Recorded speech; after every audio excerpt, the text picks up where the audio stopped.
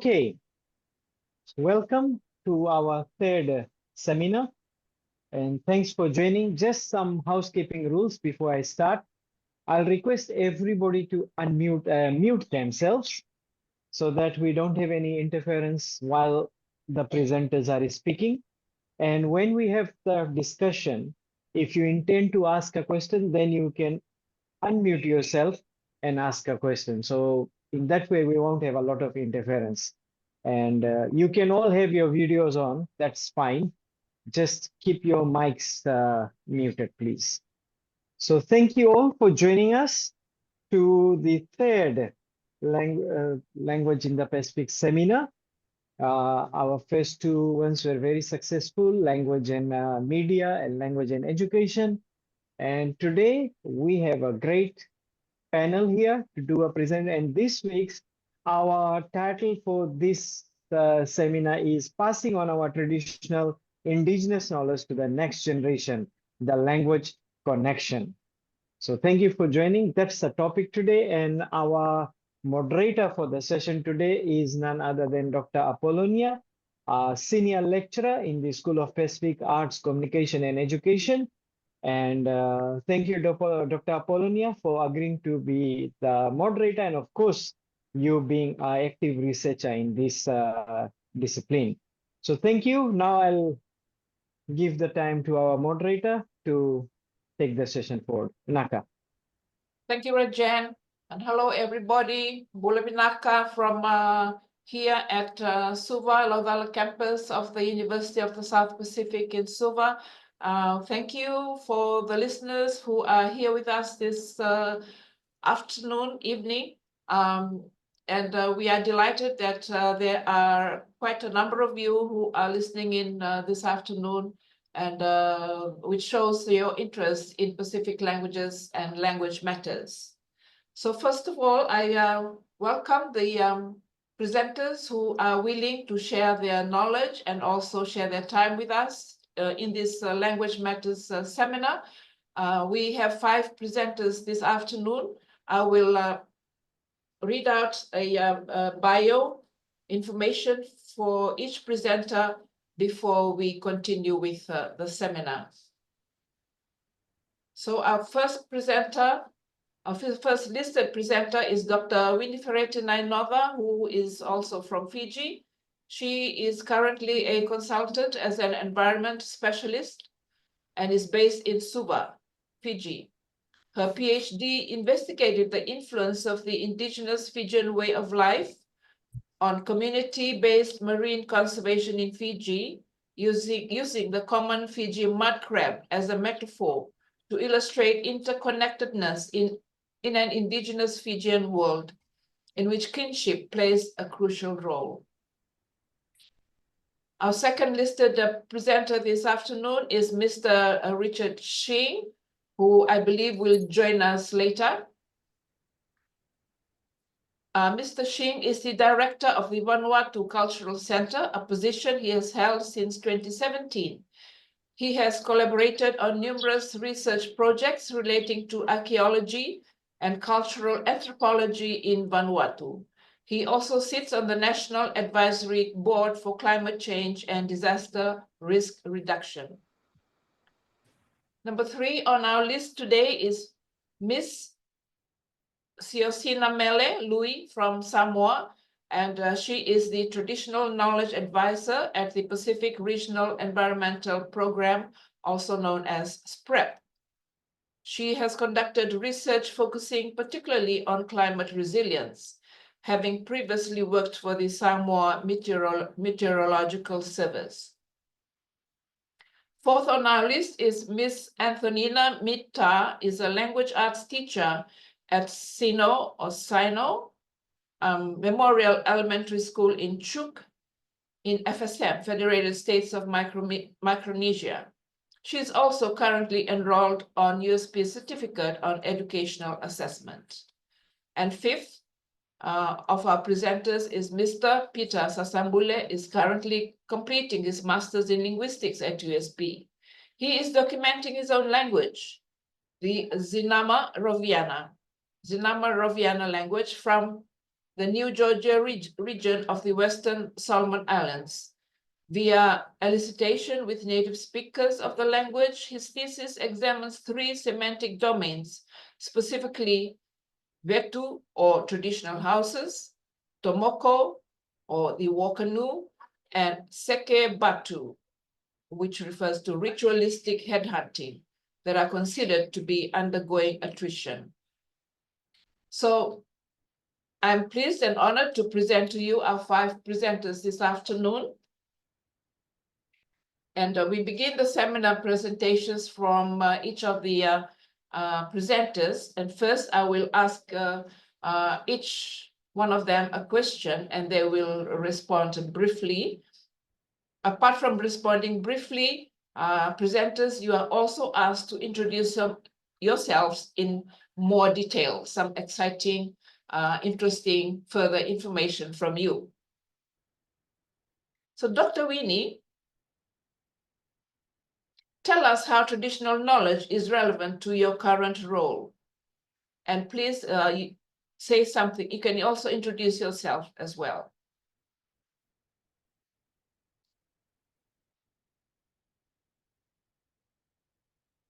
Doctor, you have to unmute yourself, Dr. Winifred.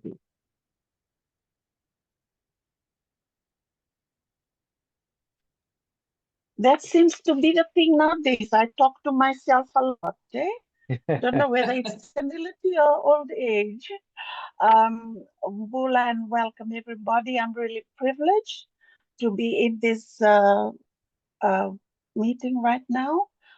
For me, how traditional knowledge, to tell you the truth, I went to a girls' boarding school. We were not allowed to speak in Fijian from 8 a.m. Monday to 3 p.m. Friday. I discovered myself with a first degree in science, second degree in science. I discovered myself when I was asked by my supervisor to do something in traditional ecological knowledge. As long as you have the blood, it doesn't matter, because when you dig deep, you've been like a fish swimming in a little fishbowl and you observe and see. So how this is relevant to my work, I had worked in UNDP, first of all at Fiji National University for 20 years, then on to UNDP for 11 years, and retired last year, where I worked with the Provincial Council on their strategic development plan. And then this year, 2 months ago, I'm really grateful to be here. And I'm going to ask you to help me, because now I have a consultancy with UNESCO for 12 months for the Oceans Decade. And my label, may be correct or not, is Indigenous Knowledge, Local Knowledge, ILK. Indigenous local knowledge expert. I don't think I can call myself an expert, but it's to have indigenous knowledge recognized, respected, and to work with scientists all over the world for all the 5 oceans. So please, I'll put my address and everything on the email. It's for 11 months. And for COP16 in Cali, Colombia, in 2 weeks' time, I will be meeting with indigenous people from all the 5 oceans of the world and see how we can move this engagement of indigenous knowledge and indigenous knowledge holders in the oceans management, together with especially scientists. Thank you very much. Thank you, Dr. Winnie. We are excited that you are amongst us and that you are doing research. You are an expert and consultant with UNESCO on indigenous knowledge and oceans. Thank you for your willingness to join us this afternoon. Mr. Shing is not here. I will ask Ms. Siosinamele Louis from SPREP. Please introduce yourself in a little bit more detail and tell us how traditional knowledge is relevant to your current role. Bula, everyone. Talafalava from Samoa. Thank you very much for this wonderful opportunity. It's great to be part of this very important panel, and it's great to come back to where it all started. As a former USB student, it's the grounds of USB where my interest in traditional knowledge and the nexus between that, our traditional knowledge, everything that we do, and science came about. So I'm happy to be part of this very important panel. It feels like I've gone, well, not full circle, but it's nice to come home. I think that's what I wanted to say. Also, the work that I do, so the traditional knowledge work that we do as part of the Met Services work is actually an attempt from our Met Services communities to document and collect traditional knowledge on weather, climate, oceans, and a lot of the natural hazards, some of the adaptation mechanisms, and a whole lot of traditional knowledge techniques that our communities have been using to forecast events or to adapt to many of the extreme events that we face from time to time. So I started off through a lot of the research when I was a USB student. There were traditional knowledge components that were part of the some of the physical geography work.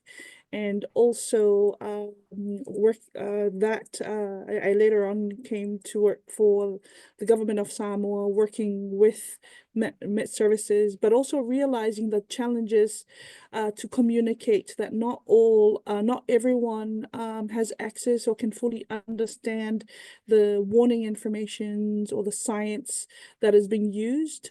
And therefore we saw the opportunity for traditional knowledge to bridge that gap, to allow us to communicate and use traditional knowledge of weather, climate, and adaptation that our Pacific communities have always relied on. So, yeah.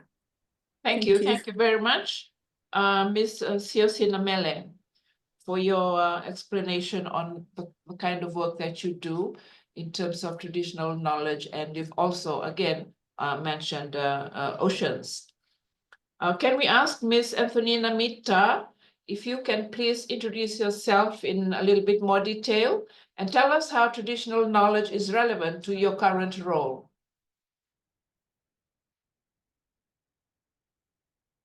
Ms. Antonina? Thank you. Hello, everyone. Raranim from Chuk. Well, I'm currently a English language art teacher. I teach English at one of the elementary schools here in Chuk. So it's kind of funny that I join you, but I'm actually privileged to be here because since I teach English and you were talking about indigenous knowledge, they're way different, like from one polar to another.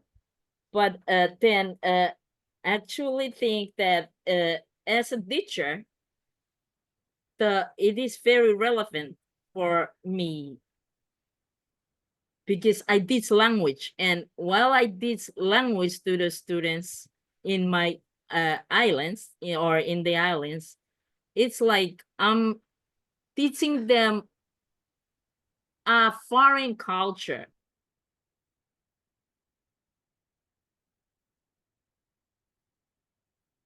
So at the same time, while I'm teaching, I see that in the classroom or outside the classroom, I see that many children or our children are losing out on our culture, especially on the language. I would use language as example because in our culture, we have like different types of languages that are used in different places or different occasions. And while we're teaching the students, we're basically like, we want them to know how to speak English so they can succeed but then we see that the culture is gone, because the language they're using, it's not supposed to be a language that they use where students are or in the classroom. So that's where I see that I fit in, because I try to teach them or show them the proper way of or proper language to use or to address people, especially like among people. Because for example, we use the language that the students are using, it's just not appropriate anymore. It's a different language that they used to say it's supposed to be for only certain places or for certain people. And so that's why I see that when I got invited to this, I said, I think this is a very good opportunity for me to learn, so that I could help the students of my islands or the children of my islands, so that they can keep the culture, or they'll relate to the culture, or somehow they'll relate, maybe some way we'll keep the or we keep the culture alive. Thank you. Thank you, Antonina, for your brief introduction. And you've showed to us that language matters in culture, in our own local culture. Thank you, Antonina. And our next presenter, Peter Sasambule. Peter, can you please introduce yourself to us in a little bit more detail and tell us how traditional knowledge is relevant to your current role? Thank you very much, moderator. Pula vinaka, everybody. As mentioned earlier by Dr. Apollonia, I am an MA linguistic researcher here in USP, carrying out language documentation for my language, the Zinama Roviana. Roviana is an Austronesian language spoken by the Roviana people in New Georgia. So as we all know, language documentation usually works with traditional knowledge, because language carries knowledge with it, the traditional knowledge that is attached or associated with it. Anyway, my research is the documentation of 3 semantic domains, namely the work that I'm currently doing: Vetu, traditional house; Tomoko, Wokanu, and Sekapatu. These are 3 culturally specific semantic domains that are important to the Roviana people. We are identified by these 3 semantic domains. Like if we see Tomoko, we know exactly that this belongs to the Roviana people. So these are very important semantic domains, and they have traditional attachments. They're important culturally to my people. However, these semantic domains are believed to be facing first language attrition, which is language that is gradually losing speakers as we have been faced by the intrusion of other languages. As part of this research, I also carry out a semantic recognition exercise, which includes testing first language participants with the same words that I collected, and I randomly choose those words and test them with them again to find out if they still understand them or know them. And I'm going to talk about that in a later question, and what some of the findings that I find. But so apart from my thesis, I'm also working on revising the 1928 Waterhouse Roviana Dictionary. This was published in 1928 by Waterhouse. That was a long time ago. It's a collection of words. It's a lexicographic work. And also in my spare time, I'm also working on archiving Roviana legacy materials, like collecting video and audio, transcribing, annotation, and translations. So I'm currently working alongside the Endangered Language Project, ELP, as an archive moderator for the website. So that is basically what I'm currently doing. From my experience, researching my own language through documentation helps in preserving the traditional knowledge attached or associated with that language. This in turn helps preserve the traditional knowledge for future generations. So this is a little bit about the work that I do, and a little bit about the research that I'm working on. Thank you very much. Thank you, Peter. You have shown us that we can, the students, researchers can also study more interesting things still concerning language, but for example, in traditional house and canoe, war canoe, and also ritualistic headhunting. So it's something new that our students are branching out to researching about their own local communities. Thank you very much. Our fifth presenter is not here at the moment, so I will start asking each panelist about on the next question. Dr. Winnie Ferretti, can you give some examples from your own context to show how their languages are critical when passing on traditional or indigenous knowledge to future generations?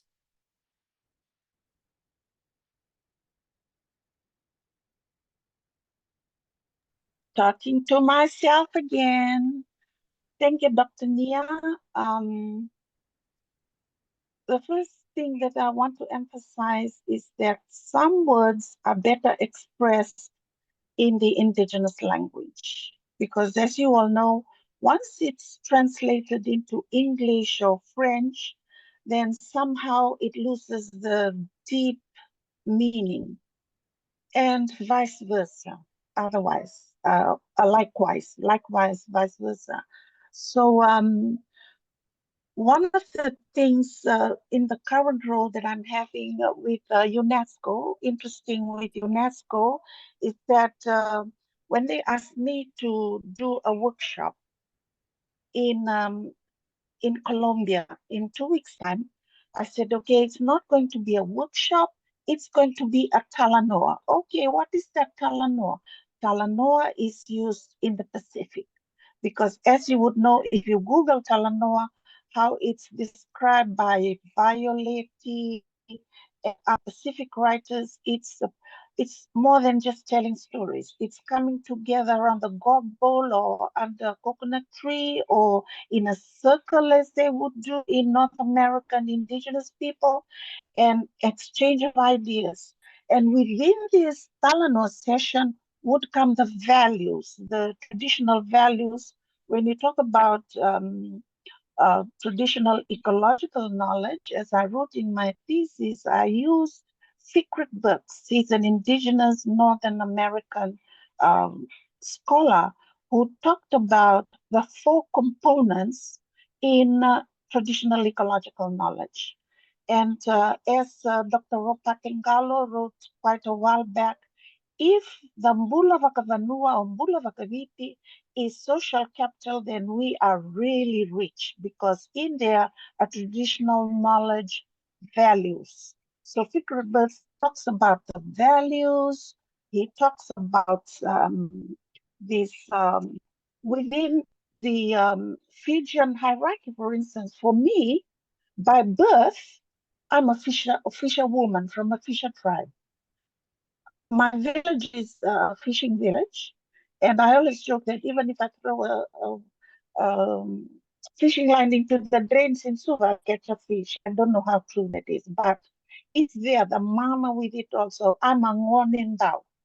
So in the village system where we carry out this traditional knowledge, we have the Mate Sau. If I translate it into English, it goes a carpenter. It loses its value. So some things are better expressed. So I'm more proud to say I'm a Ngonendao rather than saying that I'm a fisherwoman or fisher tribe. So this is how it, and within this talanoa, as we were talking about, which is commonly used in the Pacific now, you have attitudes that you have to come with, values, traditional ecological values, traditional knowledge values, which is the way you listen to each other.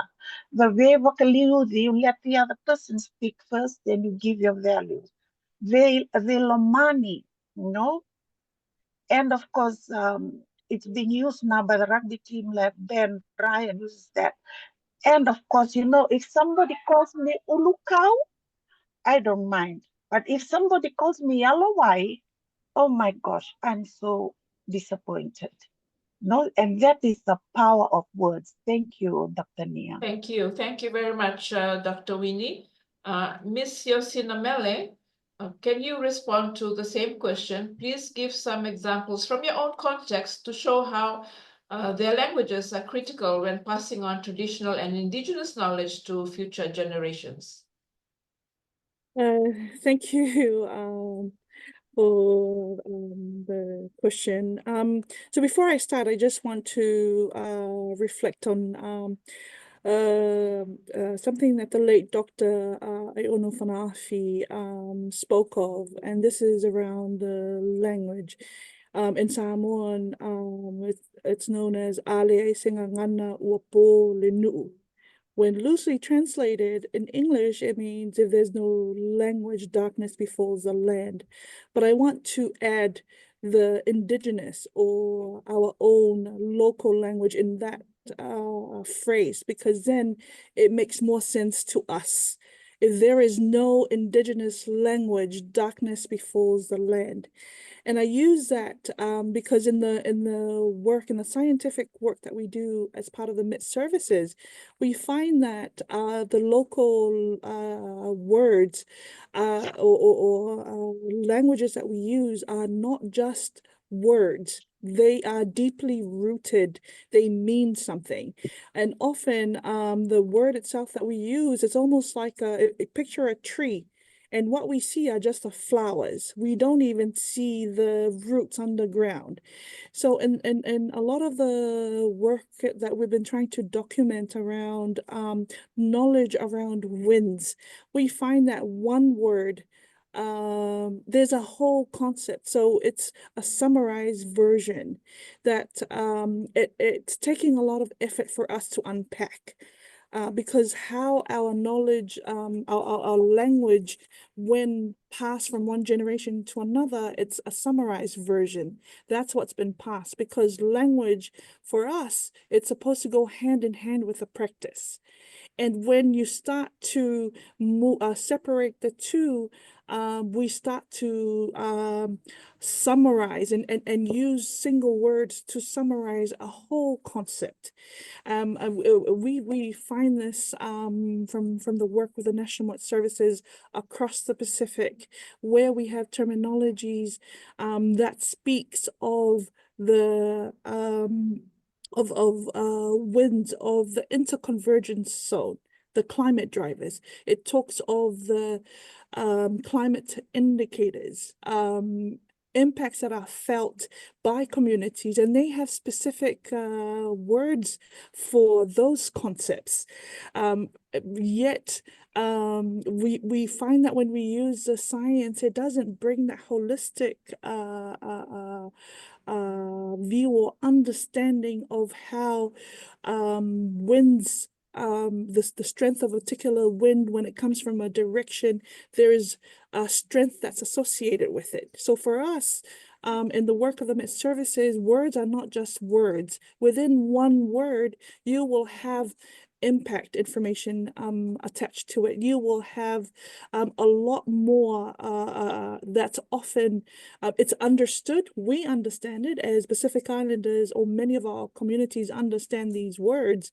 But when you try and translate, it's very hard to translate that in English and fully unpack the deeply rooted meaning of such words.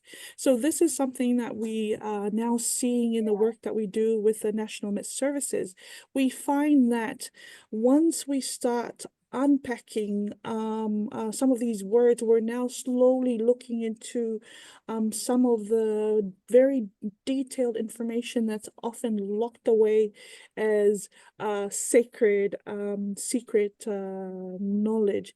And some of these words, there's also a whole lot that has not been used and has not been passed from one generation to another. So it's I find the work around traditional knowledge and language very important, because there's a lot of solutions that's also held within these particular words and our local dialects. For us, words are very site-specific, or concepts are site-specific. There's a whole, it's almost, yeah. Thank you. So, thank you, Sia thank Sinamele. you. We will have an opportunity for each one of you to also participate in the next questions. We now ask Ms. Antonina Mita, please give some examples from your own context to show how their languages are critical when passing on traditional and indigenous knowledge to future generations. Okay. Well, in our culture, I would like to mention that our culture, Turkey, it's like the center of our culture is people, and we believe that our belief is people is everything. So in the culture, like in the classroom, what we do is we try to teach the students like starting with we have to like put that in there, like we want them to know that our culture is centered about, I mean, the people is in the center. So what we do is we use languages, like when we explain things, we kind of like well, it's English, but then we go back to our own language. We have to explain it in our own language so they really know the meaning. Like, for example, if I say family, and family is like just family, it doesn't have any deeper meaning. So we have to go like for the lower children, for them to understand, we use the Turkish term like irabuiro, which has more value to the family than what a family is as we understand the Western meaning. And as well as we go on to other words. So what we do is we try to when we do like readings and stuff, we go back and we use stories from our own culture that would have moral values or stuff like that, just so we can at least have something that would carry on, that would let them understand our culture or where they come from. And another example is we say in our language tutunap. I think I don't know if that's talaloa in your language or something like that. We also use that a lot with the students when we do like readings and stuff. And we explain, because tutunap is, it's not just storytelling, it's more than storytelling. So we use that a lot in the classroom, just so they have like they relate to the culture. We just don't want everything to be Western, or we actually most of the time we don't use the textbooks anymore. We try to find stories that are related to the lesson that we're supposed to teach, but it has to come from the culture. Thank you. Thank you, Antonina. Now, Peter, please give some examples from your own context to show how languages are critical when passing on traditional or indigenous knowledge to future generations. Well, thank you, Dr. Apollonia. Yeah, languages are really vital in preserving traditional and indigenous knowledge. We know indigenous knowledge is passed on through spoken words, through songs, dances, and especially through narratives, where people sit together in a fire and then tell stories and then pass the knowledge on to the younger generation. Well, in my research, I recorded narratives that showed evidence of detailed and intricate systems of indigenous knowledge. They're very detailed and very organized systems. An example is the traditional name of a parts of a Rovena traditional house. Today, most of the houses back in the Solomons, where I'm from, were built using modern designs and modern names. But however, during my fieldwork, I collected more than 50 culturally specific words that cover the entire process of building the traditional house, from the preparation stage to the building process itself and to the finishing. This is quite shocking for me to find more words that I have very little knowledge about. In fact, I'm a first language speaker myself. And seeing that I only know 10% of this word is kind of really shocking for me. I thought I was really confident and kind of cocky as well when I go out to the villages, and then I say, I know a lot of Provian words. But when I get there, only 10% of them I know and understand. So that means that the wealth of knowledge is still out there. And we are not really sure if we can actually document them all before the knowledgeable elders are passed on. Anyway, the interesting thing is that each of these unique words is a significant specific party that contributes to the completion of a traditional house. So they are all very important. They form that organized structure in that traditional knowledge of building a traditional house. So that is one example. Another example, I have to go a little bit faster here, is the intricate design of the tomoko, the volcano. I think some of you saw the volcano already. It's kind of specific for Roveno people. And these volcanoes are lush-lagged. That means that they have a high bow and a high stand. And there are 35 pieces of plank lashed together. They are lashed together using some kind of bush wine. We call that asama in my language. Well, each plank, the very special thing about this one is each plank was cut from specific trees that was carved in a specific size. And these planks were lashed together like a puzzle. And that boat floats. And it is very versatile. It crosses oceans, it crosses islands, it connects the people through trade, even through the ritualistic headhunting that we have that strengthen the power that the Rovena had in the Western province. So those are two examples I see that shows traditional knowledge is really, really very important.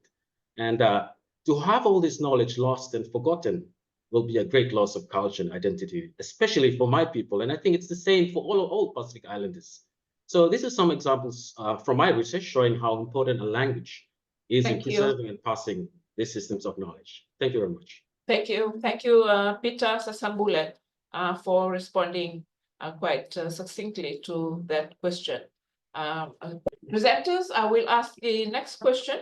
Now, to those listening in, our panelists work at very different levels. We have Antonina, who influences her own students in her own classroom. We have Peter, who is working with his own language community to document that specific language. We have Siosina, who works at the regional level, advising and supporting work across many different countries. And we have Dr. Winifredi, who works as an international consultant and has to make sense of global strategies in the Pacific context. I will ask each panelist in that order to say something about how they feel they can influence other people at that level they are working at. Ms. Antonina.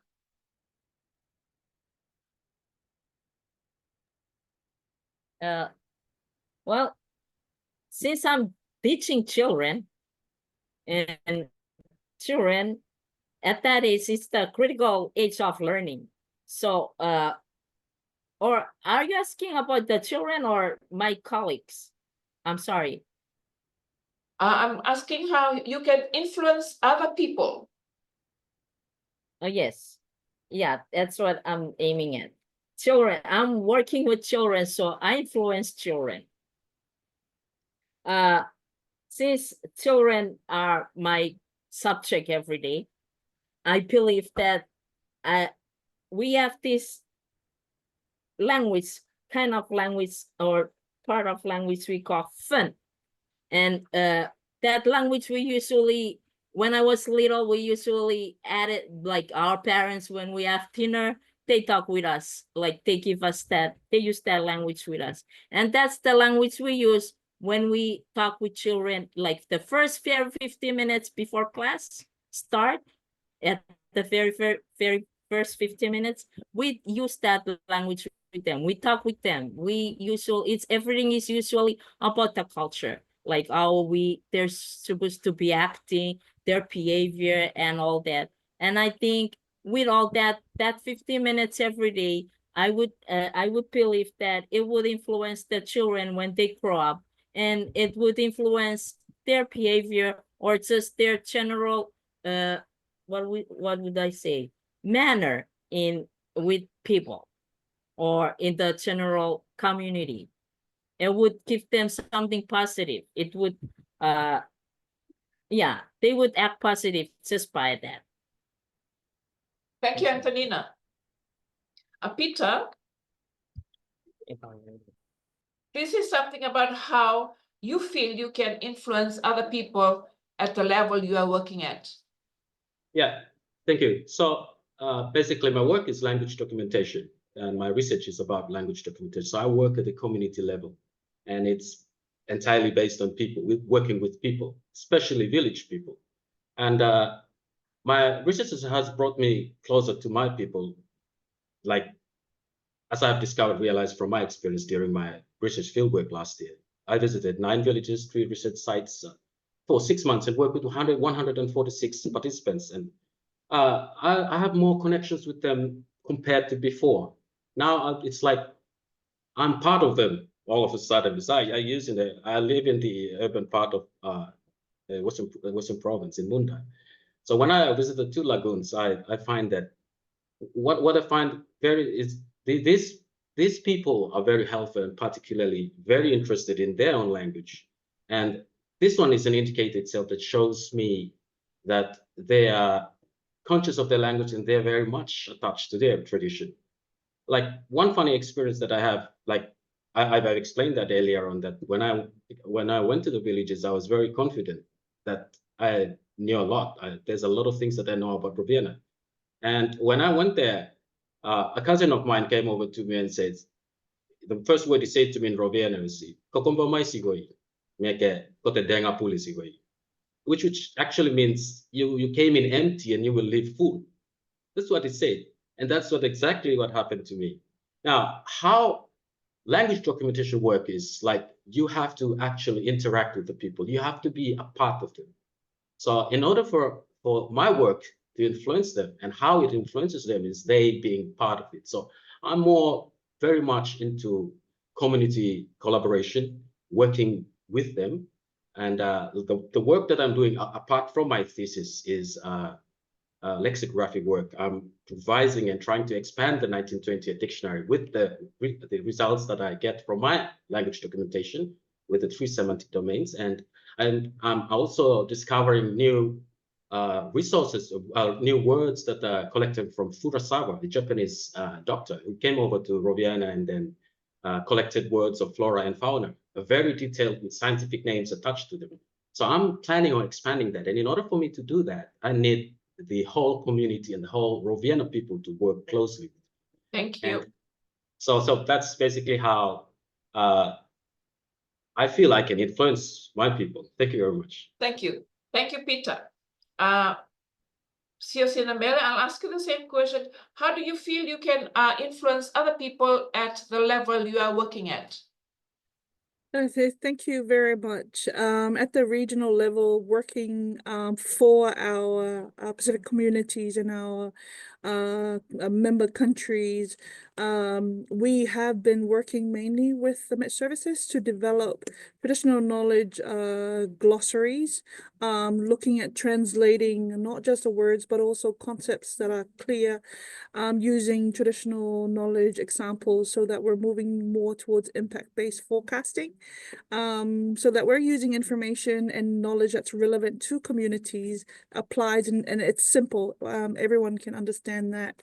We're also looking at coordinating, and this is across the crop agencies, to work closely with everyone, because not all of us works and collects traditional knowledge, and sometimes we tend to work in silos, not sharing the work that we're collecting or documenting. And I find a lot of value in doing so. And we're moving towards working with other crop agencies, SPC, PIFs, and everyone else, because we come across a lot of information, traditional knowledge, words that may be useful for a community or NGO, but we tend to put that in reports and leave it to the side. So I think that's where we're now, the work that we do, we're influencing each other by coming together to connect and share. Thank you. Yeah. Thank you, Sinamele. Dr. Winferetti, how do you feel you can influence other people at the level you are working at? Thank you. Thank you, Dr. Nia. Privileged to be working at this global level. And my mandate is for the increased involvement of Indigenous local knowledge holders and the uses of the Indigenous ILK in oceans management, especially. And for Indigenous local knowledge, you know, my first cousin in the village is just interested in putting food on the table. Have to convince him that he doesn't only have to do the marine protected areas work in the Ngolingolis. It has to go out into the EEZ and out into areas beyond national jurisdiction. And why is that?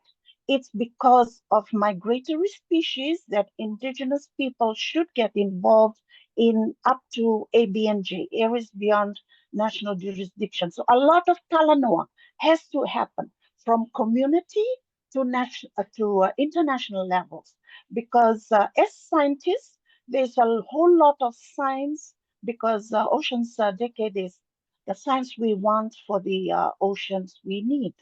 And I'm not sure if I put that across correctly, but at the scientific level, a lot of scientists may not know the value of Indigenous knowledge. So it's going to be for us. I'm asking you in the forum right now, if you're an Indigenous person involved at regional or global level, look inside and awaken that Indigenous knowledge in you and help look at the policies or maybe legal ratifications by government, your government, on various agreements and instruments pertaining to conservation, and see how you can add and reflect the ILK. Thank you.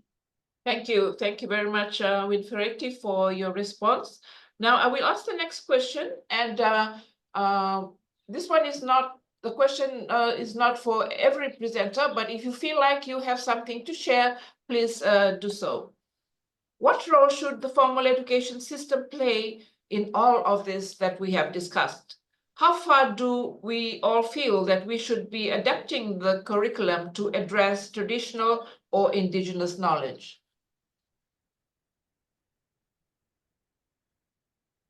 Any presenter, would you like to share?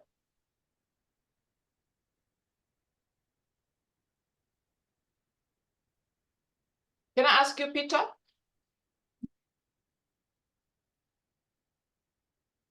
Okay, thank you. And regarding this one, like the whole Solomon formal education system in the Solomons, as we all know, Solomon Islands have more than 70 languages, and it's quite hard to really reach every single vernaculars or every single languages around the country. So, but in fact, there's a policy that was in way back to 2010, the policy statement and guideline for vernacular languages that is placed for formal education, and they actually tried implementing a pilot with 2 languages. Those are Arosi language in Makira and Sa in Malaita, and with these 2 languages, 8 schools and 8 teachers per year. It is a 7-year project. And the recent report that came out in 2019 shows that a number of factors such as resources, managerial techniques, and financial issues actually saw that initial momentum and energy dissipates at that time. So it doesn't really work out with 70 languages. I actually believe that when doing my language documentation, that it is more community-oriented programs or language revitalization programs based on communities specifically will work. But for the formal education bit, I think it will take a little bit of time, especially to actually put it into formal education. If it comes to the decentralization of the curriculum, I think it will work for us, especially if all the vernaculars are done in each of the provinces with each language communities, and then the resources are provided by the national government, and then each of those communities carry out their own, like create their own textbooks and those. So I'm not very knowledgeable on this one here, but that's what basically I think how formal education system might play. Thank you, Peter. Now I will go on to the next question, as we probably will be running out of time. UNESCO has designated many of our languages as endangered. As Pacific Islanders, how do we feel about this kind of label? Should we be worried? Should we be more worried than we were? Or do we just need to believe in our languages more and recognize that our language systems are alive and worth passing on? Would any of the presenters like to respond to that question? I'm happy to start if that's okay. I think just the word endangered for me just it makes me cringe, to put it bluntly, because I know that it's not in danger. It's more how it's being reported, because just because it's not written in formal documents and not being published doesn't mean it's dying out. And also it's the work around recognizing the value of our traditional knowledge, that it's of equivalent to science, and bringing that more to the fore. And this kind of relates to the previous question as to what role formal education comes in, because we're not using a lot of our own knowledge, whether even if we have hundreds of languages, but using the equivalent, the traditional knowledge component, that it's equivalent to that same scientific concept, that makes it just showcasing that we have value in our languages and it can be brought in. Using that one example can keep it a showcase that it's alive. And yeah. Thank you, Sinamele. Antonina, would you like to respond to question 5?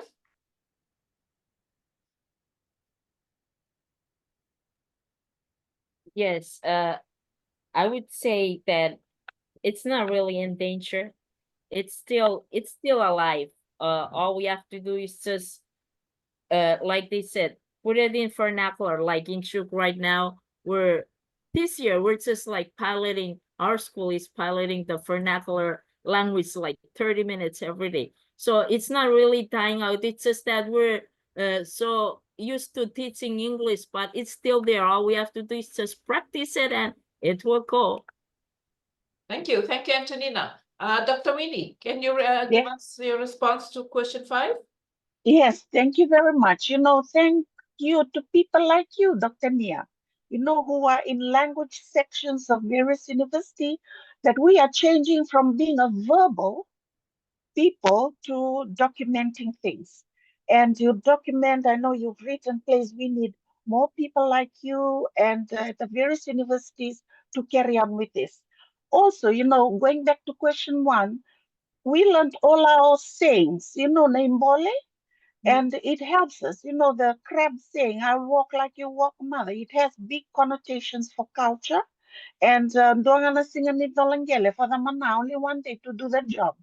And some of those sayings, some of those parables that are in the Fijian language actually helps and pushes us along. So it will survive, because now there are people like you who are documenting it, writing plays, and bringing it down on paper. So yes, it will survive. Thank you, Dr. Winnie. Now our 6th and last question, and you probably have a minute each. Can we end by, can you share some good news stories? Any panelists share an example of the way traditional or indigenous knowledge is being sustained, either through a deliberate intervention or just through carrying on as normal in the community?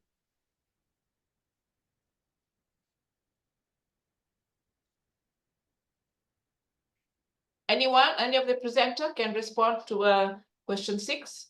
Yeah, I'll go first.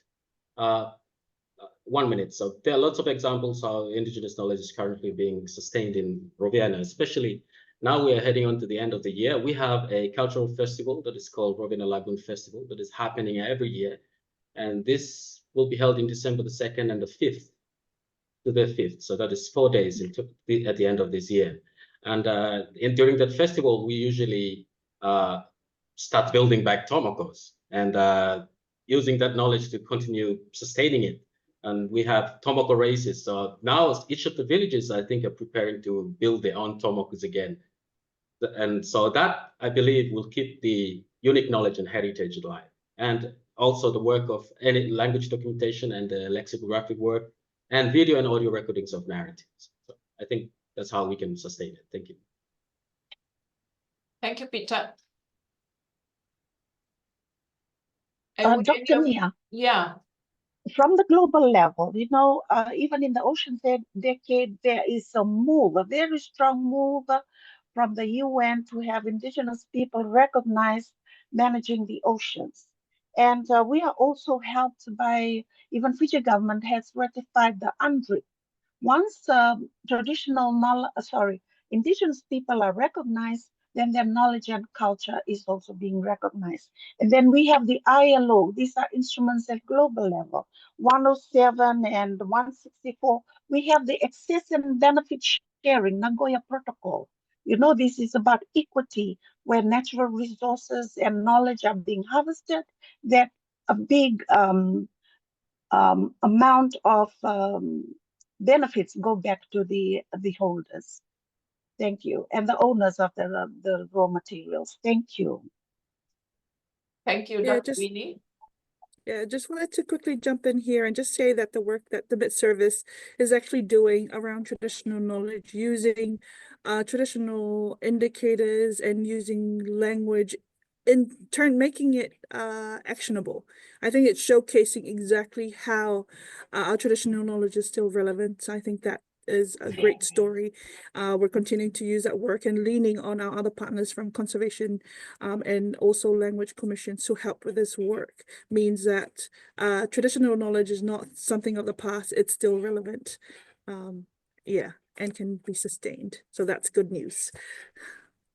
Thank you, Siosina Mele. Antonina, would you like to share?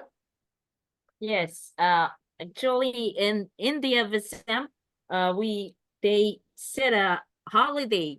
They actually said one day, that's March 31st, as the cultural day, the FSM cultural day. And what we do during that week is, like at school, that what we do is all the children, everything they do is it has to do with culture. So what we teach them what they did, like if we want to teach them they do certain things like with the coconut, or for 1 week they will just teach them that, and at the end of the week, the 31st, they will cook all local food. And I think that's how they like to keep on the culture alive. Thank you, Antonina. Now, I've just been reminded that we have a little bit more than 1 hour. So would the listeners have a question? You can ask a question to a presenter in particular, or you can ask in general.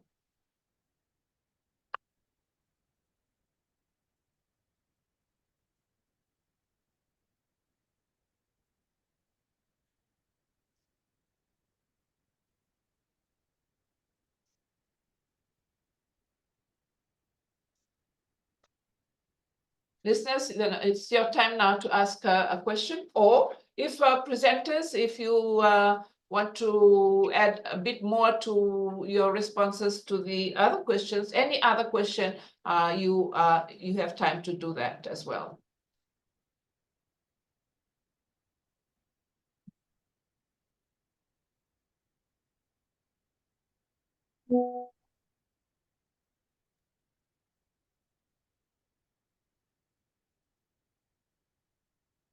Yes, Monique, if you have a question, please, you can speak. Monique Vera. Okay. You can either unmute yourself and ask, or you can also use the chat box. You can type your question in the chat box.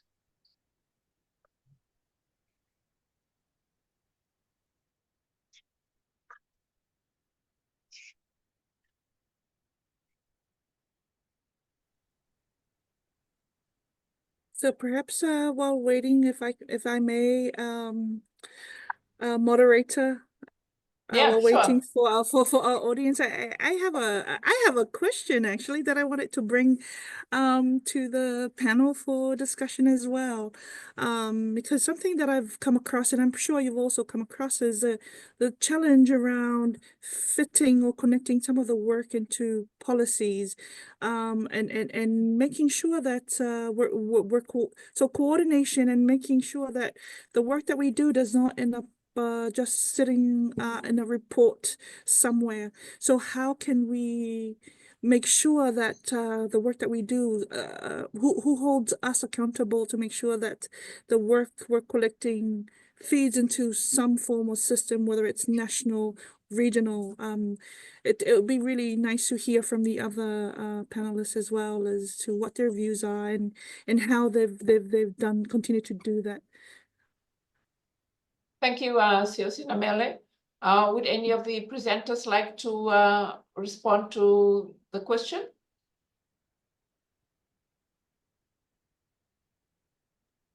Okay, unmuted.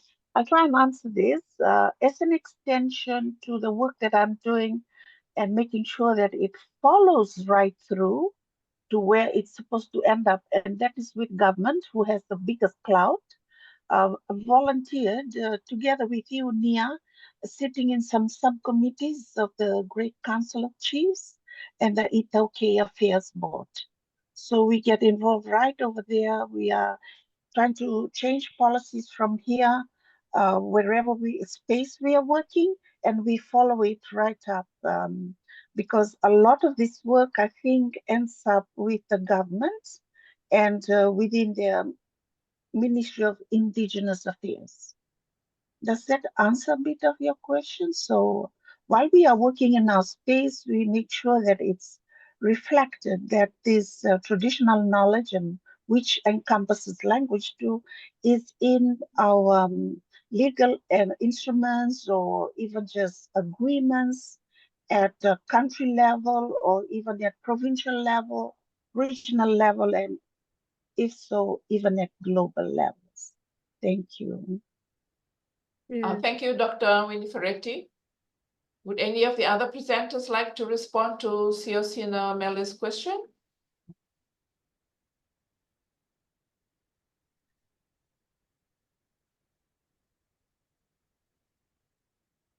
Well, I'll share from my experience. I think we ought to work with government representatives, government officers in doing our own projects, in working with our own projects. It's always a good idea to involve or to engage or to include government officers in our language documentation projects.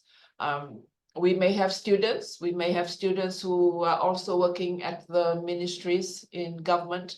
It's always a good idea to include them into our projects or into our research, so that they are in the know of what is happening in our research, be it at the university or at the regional level or at the global level. We ourselves, we need to be strategic in the people that we include in our projects. And right from the beginning, you include into your objectives informing the ministry or informing a government concept note or a paper that would add to a particular policy. You include it right when you're still writing your project. You write as one of your objectives that you will work with government to formulate a policy towards, the inclusion of your research output into a policy. So I think that's something that has worked for us, or for me in particular in Fiji, in terms of language and culture. Thank you. I also wanted to point out there's a question on the chat. Yes. Rajat, could you? I can read it out to you guys. Do we have policies regarding traditional knowledge in terms of preserving them? I mean at the regional and global level. That's a question from Monique Vera, one of our students. Yeah. So do we have policies for regarding traditional knowledge in terms of present regional and global level? Yes. Can I answer to that? Sure, sure. Yeah.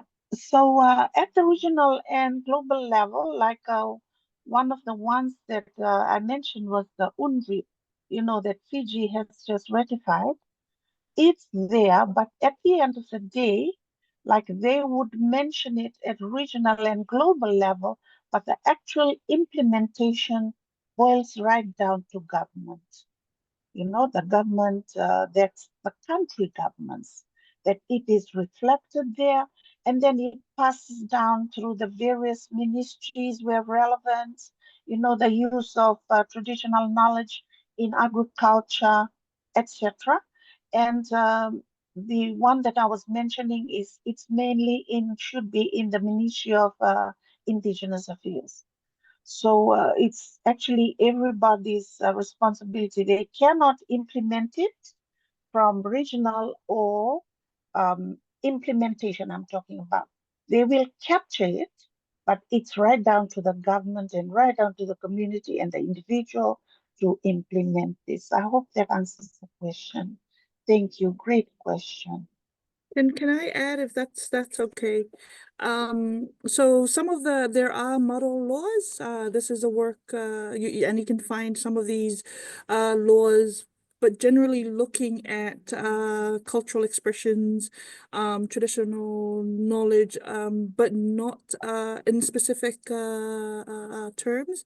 It kind of provides that overarching view of things in relation to intellectual property. It starts going into some of these concepts. There are also national legislations, but again, some of the laws are not, it's part of.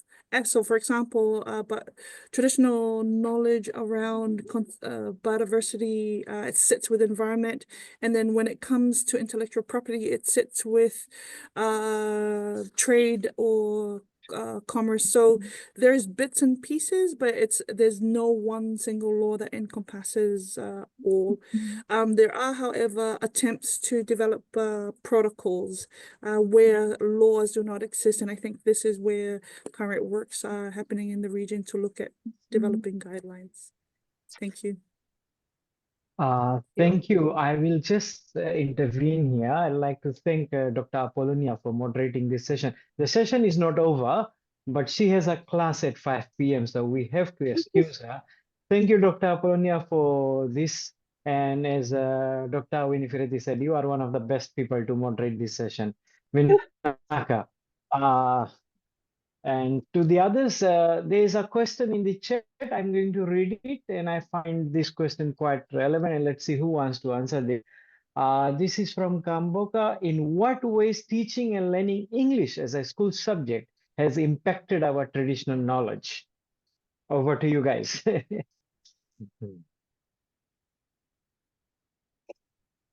Anyone of the presenters would want to talk about that? Impacted our traditional.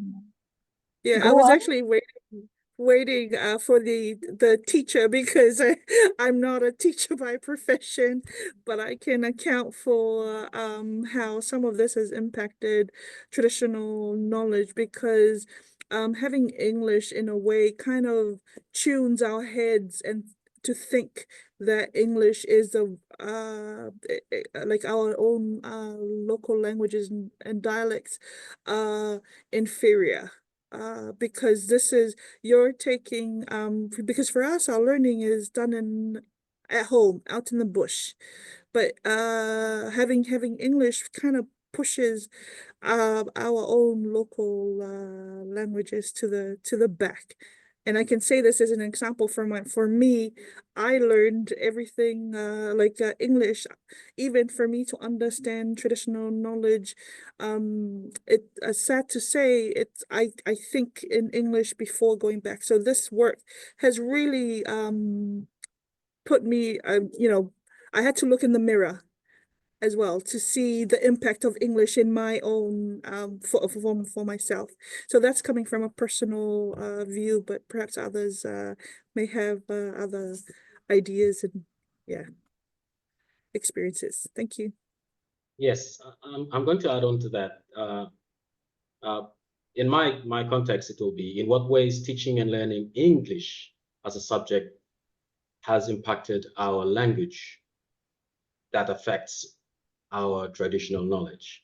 I think that is how I see it, because traditional knowledge, you cannot actually, I mean, it's quite impossible for us to read about it in English to understand it, as what the one of the panelists has said. Yeah, so for us in the Solomons, it's like two languages first before English. Some of us, we have, for me, it's Roviana, and then it's Pidgin, and then it's English. So it's three. And how teaching and learning English as a school subject slowly pushes away traditional knowledge is by replacing the language that teaches traditional knowledge. And that's what I discovered by looking at things that I've researched about. And I found that, yeah, I tried to explain those in my thesis in English, but I think it's going to be very hard for the reader to actually understand the concept behind each of those traditional knowledge that we have. So English kind of replace the language that teaches traditional knowledge.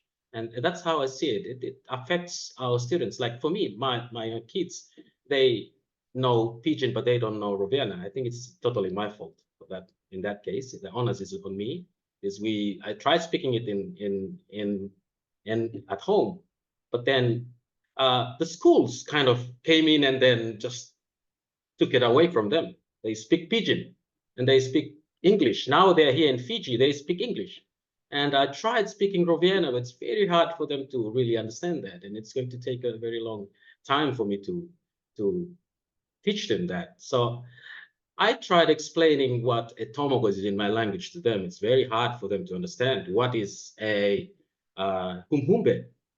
I cannot explain that in English. It's very hard. So I think that's how English affects and impacted traditional knowledge. My opinion. Thank you. Thanks, Peter and Siosena. This is great discussion happening. I'm also requesting the students who are in the audience. You have a lineup of experts here. Use this opportunity. So if you have any questions, either unmute yourself or you can actually type in your question, and we'll ask one of our experts to talk more on that.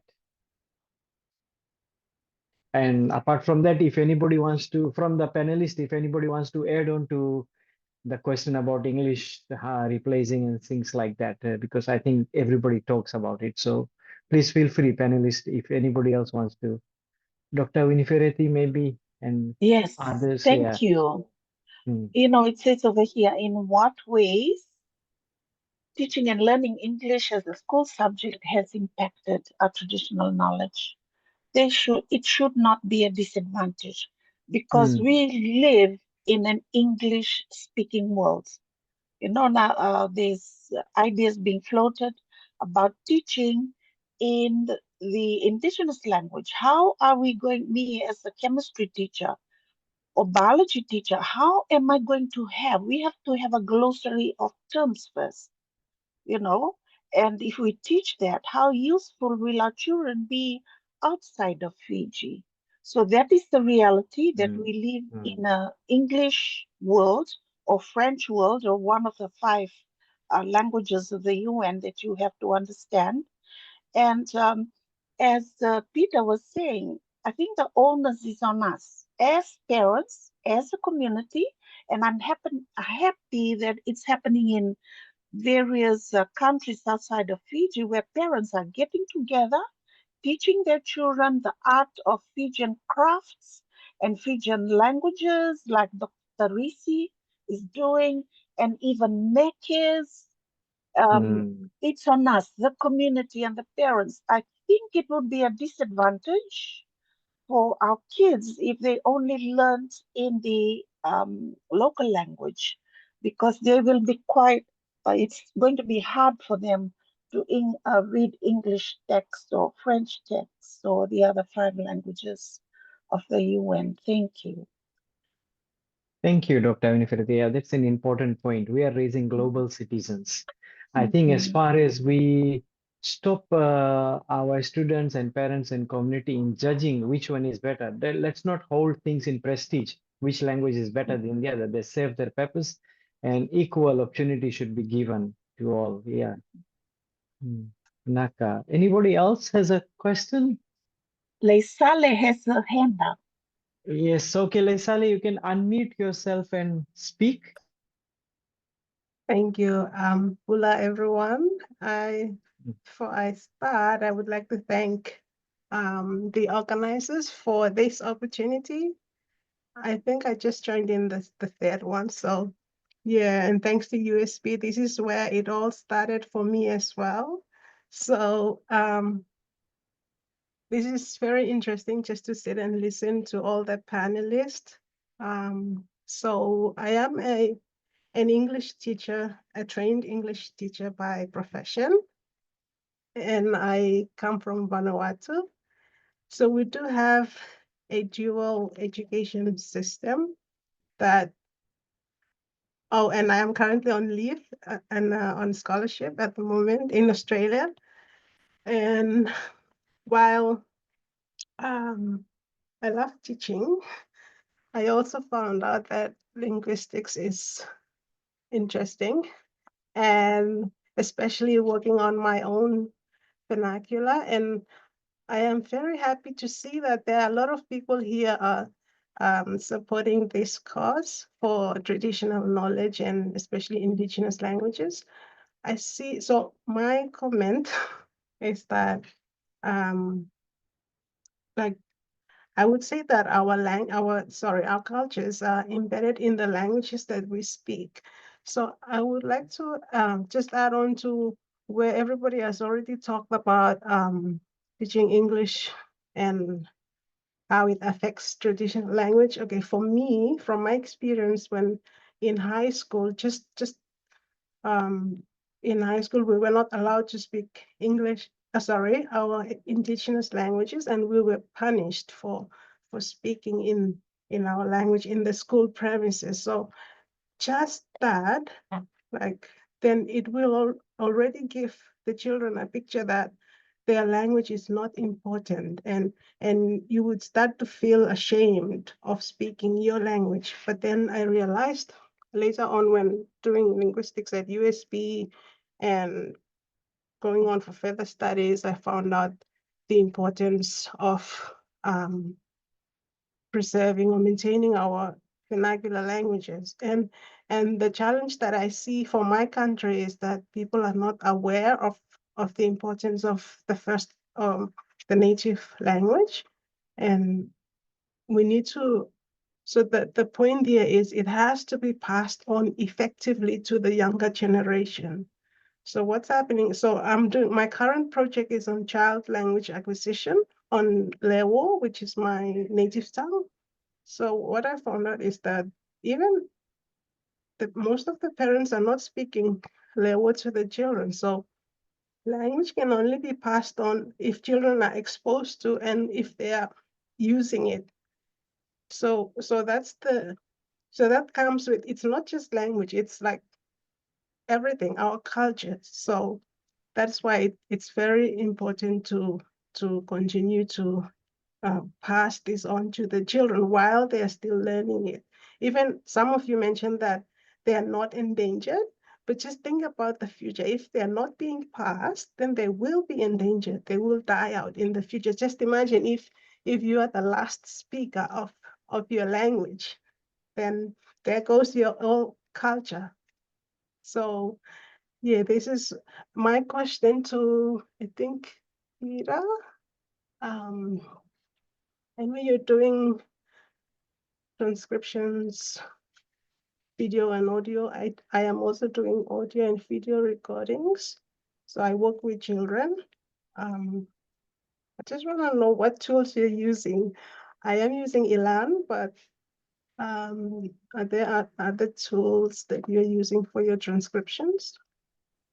Yes, Thank you. I'm sorry, I'm kind of getting distracted because I've had some very horrible news back home, and I'm just asking Rajan to excuse sorry. myself now. But anyway, Yeah. yes, I'm actually working using Elan and Flex for my language documentation. I'm very sorry I couldn't stay on. I would like to apologize to everybody, and thank you very much for having me. Thank you, Peter. Thank you, and our sympathies for that extraordinary news you just got now. But thank you so much for still hanging around despite it. Vinaka, thank you so much. Thank you. And yeah, thank you. And Laisale, yes, I'm also documenting, and I suppose so far I've seen that Elen is one of the best tools in documenting language when you use audio and video. And at the same time, as Peter said, exporting all that to Flex because you are already developing an online dictionary with Flex. So those two things really work very well. Yes, thank you. I found out that they are helpful, but they are time consuming. Yeah, but thank you. Unfortunately, there's no shortcut to it. Yeah, There's thank also a you. question from, thank you, Lesale. There's a question from Michael. What examples are there for indigenous languages and knowledge for preserving biodiversity? Any examples? Any of the panelists? I'm looking at Winnie thinking that she'll unmute, but perhaps I can kickstart. Or Aldous first. After you. After you, Madame. Aldous first. All the people first. Okay. Thank you very much. So, indigenous language in preserving biodiversity, I had listed down instruments, like tambo. Tambo, once somebody says tambo, it means don't do it, and it goes on to marine protected areas. Whereas the English spelling would be Taboo. In Fijian, I don't know what the spelling is in the other Pacific island. In Fijian, it's Tabu. So it's used once somebody says tambo in the Golingoli, then you know what that area is forbidden, whether it's a seasonal tambo or whether it's to do with fishing mesh size tambo or whatever it is. The other one is Sole Solevaki. Yes, thank you. It's tapu. Sole Solevaki means that you work together to build somebody's house, for instance. It's still happening in the villages, or you work together to clean up, a footpath, or even to put a footpath in the village, or to plant mangroves. That is the word called, it's an instrument, solivati, when you work together. It works in the towns for the urban Ephesians. When we talk about solivati, okay, come together, let's buy blankets and a stove or whatever it is to put together for the new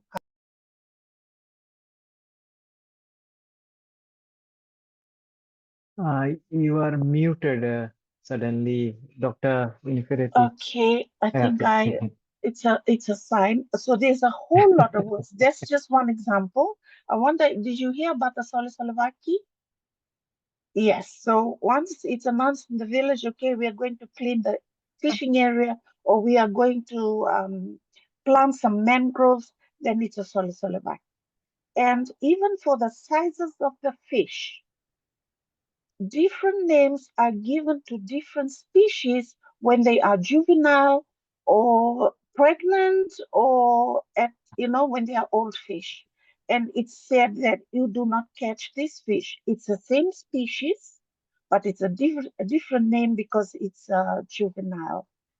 Thank you. I hope that that answers some of the questions. But please feel free. It's a lovely question. I put my email up there to converse some more. I also have offering my services. I currently meet some masters and PhD students who are wanting to use Indigenous frameworks. And of course, when it comes to research, so those of you who are doing research on Indigenous communities, there are ethics and guidelines. Some are specific to specific countries, the Vanua Research Framework, or the Kakala for Tonga, and also the ethic. All those things. Please use my email, because I know there's a lot of students that are tuning in.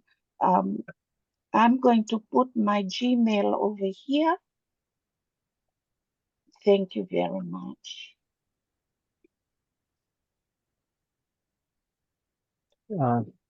Yeah, maybe I can jump in here. I just put in the chat some of the useful work. I mean, you look at our like for in the Pacific, a lot of our traditional knowledge is also includes management practices in this and conservation. So I've shared some of the work that Dr. Ron Vave, and I think I saw, I'm not too sure if she's still online. You have quite a lot of people that are already working. I think I saw her, she joined earlier, but there's a lot of work around looking at our own traditional practices. There's always a conservation, there are rules around areas that's protected for a purpose. So there's a lot of examples. You can find that online. At the national level, you'll find that a lot of the national plans, so like the NBSAPs, National Biodiversity and Action Plans. You can get that information from your Department of Conservation. They will have specific examples for you, because most of the times they'll be using or relying on traditional practices to help conserve a lot of the different areas. But I've shared this a whole lot more there. That yeah, a lot of resources around that. Okay, so thank you, Harriet. In the chat box, our linguistics colleague Harriet has put the link to the YouTube where the previous recordings are, and very soon today's presentation will be also available on that same link. And I'll say, if there is anybody there out in the audience with a burning question you want it to be answered today, please feel free before we round it off. Anybody, if you can either put it in chat or you can unmute yourself. Anyone in the audience? Right, yeah, sorry.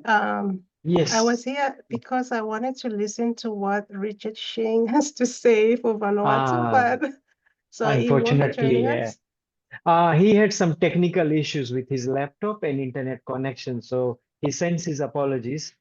So Okay. we'll try to get him in future sometimes. Yeah. So it's unfortunate he couldn't join us.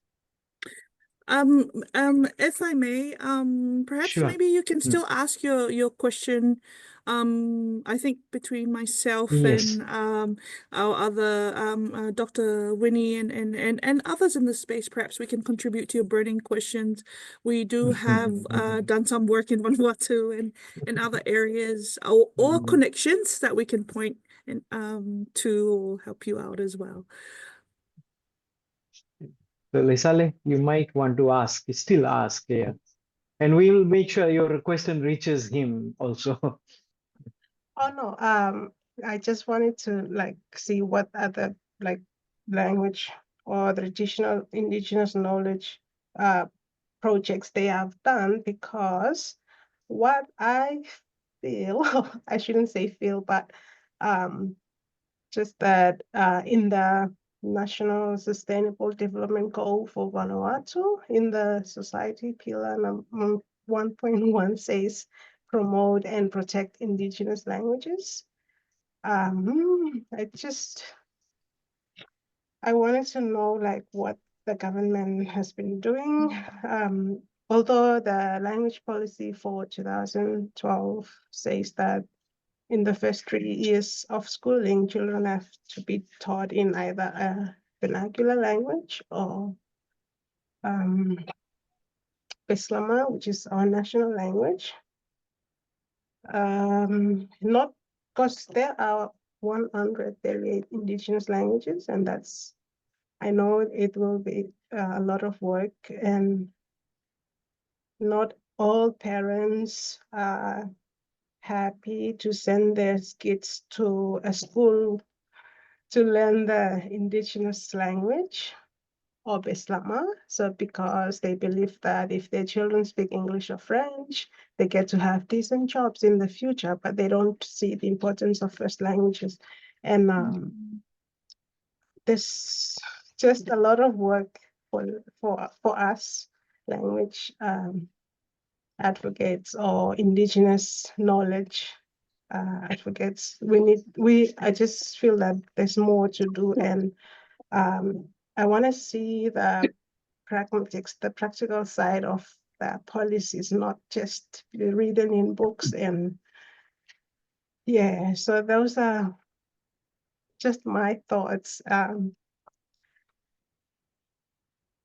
My daughter went to a school on the island, and she did go through the first 3 years speaking in Beslama, but she's now here with me. So she did the transition into English like very well.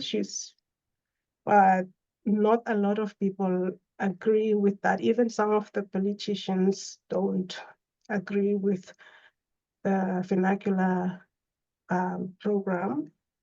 So my question is again to do with policy and working with people who are resistant to change in this area. Like, how do we convince these people to see the bigger picture? I'm not sure if this is the same for, maybe you have some things happening in your countries, but yeah, what can we do together to make this work? Anyone in the, anyone in the, Okay. So maybe I can kickstart and then open up the floor. I hear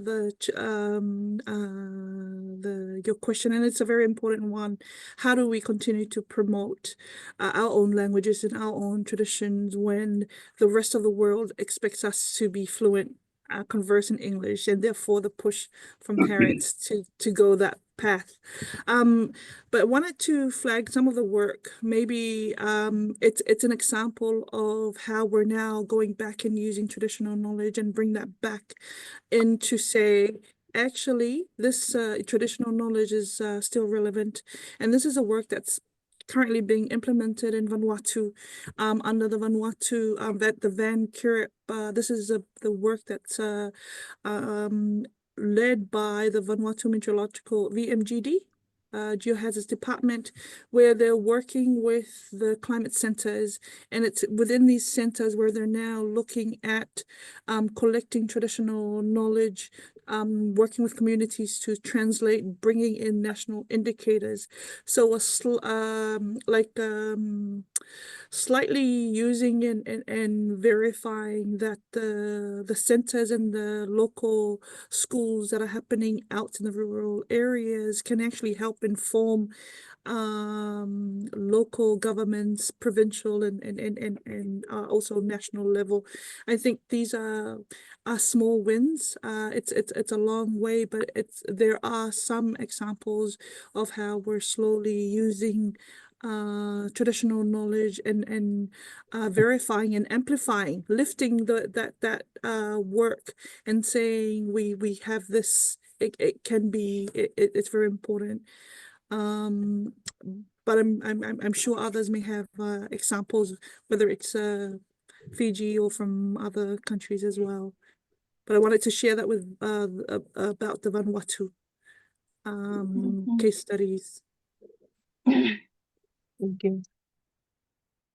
At the end of the day, it's going to be infringing on human rights if you want to force parents to do this or that, or anybody. I just also want to mention, but it's the same problem everywhere, Sally. I just want to mention that Michael has put a 4-minute, which I just quickly checked out, animated video, and it talks about saving languages and saving nature. I think that's how they are interlinked. Maybe Michael want to talk a bit about that? Sorry, calling you out. Yes, thank you very much. Yeah, I'm calling from the from Ireland, from the United Kingdom. So we have this this video that was produced by the BBC, and it's a short animation, and it's a gives a powerful shows a powerful link between this working and preserving the indigenous languages and also the preserving the biodiversity. There's talks about an example from Hawaii, where the Hawaiian language was dying, but there was a cultural revitalization and around the language, and that also had that language encapsulating knowledge around preserving the biodiversity. So, and there's also another example from New Zealand, more from your part of the world. So it's I think it's a very short video, but it's quite powerful, and I think could be helpful in showing the importance of keeping language alive. Thank you, Michael. Okay, back to the real chair. Yeah, thank you, Michael. It's so nice to get people from outside the region who are working. And when I see somebody from SEAL, I get more excited because most of our students here do use all your applications and the software. And it's quite interesting. And that question about how we influence, I think this is just a start. What I see now, at least in USP, our linguistics students numbers are growing, and a lot of the students are doing research on their own language, which is a great news. And instead of trying to make everybody understand, I think the work will speak for itself. And in the next few years, or let's say in the next decade, all these young students who are trying to research on their language will be joining the leadership, and you'll becoming the community leaders. And like Dr. Winifredi and Dr. Apollonia are doing so much for Fiji. And imagine if they are joined by another 20 Fijian linguist experts, and then the work will be done. And being a language advocate myself, I know the journey is tough. You'll get into a lot of difficult situations, but that's something we just take on our stride and move on. And as I always say, I always share this saying with me and Paul Gerethi, our languages spoken by all, loved by none. So it's our attitude. We speak it, we don't love it ourselves.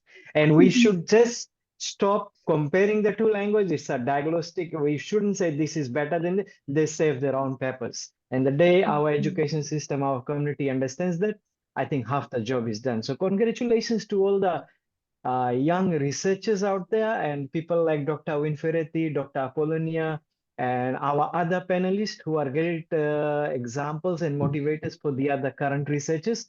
And I'm sure in time to come, we will really have a good group of people from the region who are from the region doing research on their own language and culture, and you become the custodians and you actually speak with authority, and then people will listen, definitely. So I would like to take this opportunity to thank all the panelists for taking out your valuable time and contributing to our seminar series. The linguistics department of USP is trying in its own small way to create this buzz so that people take notice. And the three seminars we had this semester, we are overwhelmed by the support and the participation of so many people. Remember the YouTube link, it is posted, and we will share again on our Facebook page, Language Matters in the Pacific. Please go and like that and spread the news, and we will keep updating you when the recording will be available, and also for in our near future seminars. So thank you all. Vinaka wakalevu. Vinaka. Vinaka. Vinaka. Thank More you. day. Ode. Vinaka. Thank